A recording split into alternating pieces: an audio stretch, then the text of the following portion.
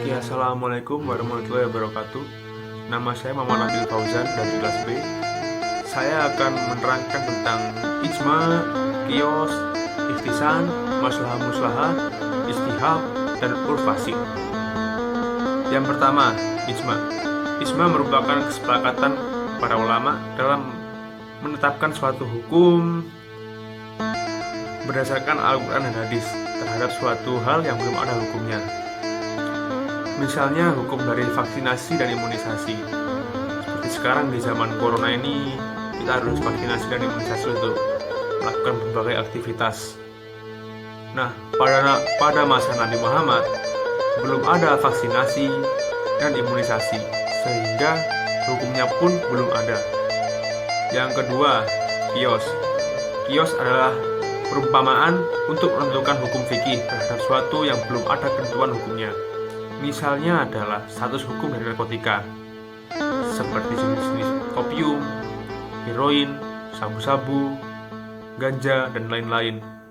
Pada zaman para rasul, para nabi-nabi, tidak ada narkotika, yang ada adalah khamr. Nah, khamr dan narkotika ini efeknya sama, yaitu memabukkan dan membuat kecanduan, sehingga kita tidak boleh menggunakannya atau bisa disebut haram. Yang ketiga, ihtisan. Ihtisan adalah berpindahnya seorang mujtahid dari ketentuan qiyas atau yang jelas kepada ketentuan sifatnya kahfi atau yang samar.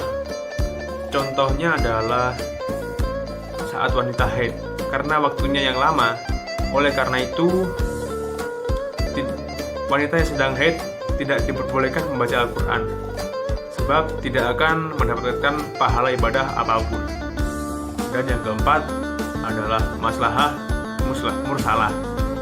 Adalah suatu perbuatan yang bermanfaat bagi kemaslahatan umat manusia, umat Islam.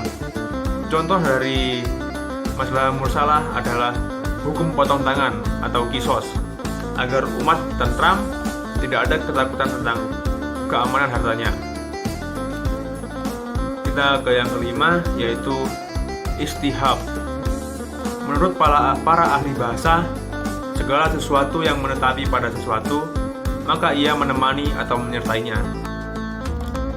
Contoh istihab adalah suatu perkawinan, dan karena suatu hal mereka harus berpisah tempat dalam jangka waktu yang lama, dan si laki-laki tidak bisa menunaikan tugasnya sebagai suami.